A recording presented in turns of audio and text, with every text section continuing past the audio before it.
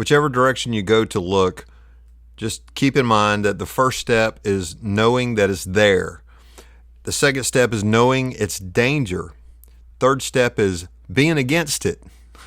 Because just in the flavor of the Ten Commandments, you shall have no other God before me. Not following other gods is included in humanism because it is a God, and you can't have more than one. But it's no different than any other kind of idolatry. It's not the way that God would have it. It's against the first commandment. There's a lot of resources on it. Francis Schaeffer did a whole lot of work on humanism and waving the flags, shooting the warning shots. Schaeffer deserves more than 8 seconds, so I'll show his picture and talk about him a little bit more.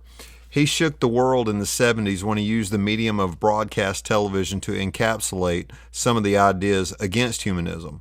It wasn't a Billy Graham crusade to evangelize, but the video was filled with powerful imagery and imaginative content that made some waves for God and against the culture's God of selfish ambition. And if you're looking on YouTube, anything done by the R.C. Sproul group, Ligonier Ministries, is going to be good.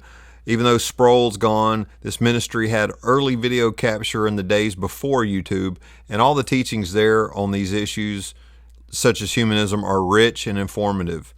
Arthur Vody Bauckham or your other favorite trusted sources of evangelical news are going to be trusted sources on humanism if they're recognizing it and against it.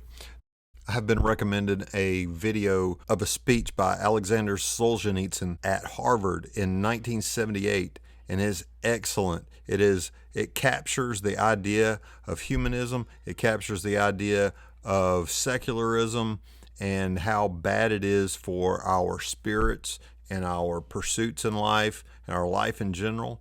And the last 20 minutes or so is kind of like a gospel sermon. Even if you're secular, it'll fire you up and it'll inspire you, and you'll understand that urge for God that is burning within each of our hearts. And Solzhenitsyn points this out perfectly in these last 20 minutes, so I encourage you to watch it.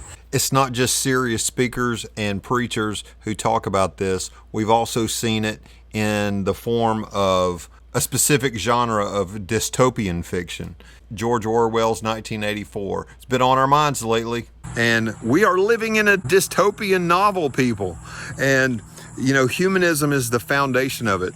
If you haven't seen my review, or Andrew Clavin from the Daily Wire's review of That Hideous Strength, I encourage you to do so. It's like the Christian version because C.S. Lewis, the author, was a believer. So it's got he draws from the well of faith. When you are done with that, make sure you keep on looking into humanism. I know Robert Wagner from Amridge University here in Alabama has done a lot of writing on it. He is a member of the Church of Christ. For those of you who like to keep it in the family, whatever angle you're coming at it from, humanism's a bad guy. But we are not without hope. No. If it was just about studying, if it was just about taking in information, if it was just about increasing your knowledge, then it would be hopeless. If it was about doing everything under your power, what good would that do? Our power is so limited, and that is one of the pieces of great news about humanism not being a good God, is because there is a good God out there. He sent his son to live like us, to show us the way, to show us what love is. And we wouldn't even know what love is had he not come. So love is a good thing. We like that.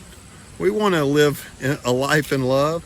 So take heart and do not be discouraged. Do not believe that you're by yourself. Do not believe that you have been left without hope in the world, because there is a God, and he is bigger than human. He is the great God that we read about in Scripture, and he is more powerful than we can attain with our brain. we can't comprehend him. And so don't think that God is stuck in the Bible or stuck in your brain, because he's way bigger than that. And that's good. So we're going to keep on pressing on with our understandings, but we're not going to be leaning upon our own understanding. And so I hope you have a good study, and hope you have a good life, and I hope you understand a little bit more today about God, and reach out to him, and he will reach down to you, guaranteed.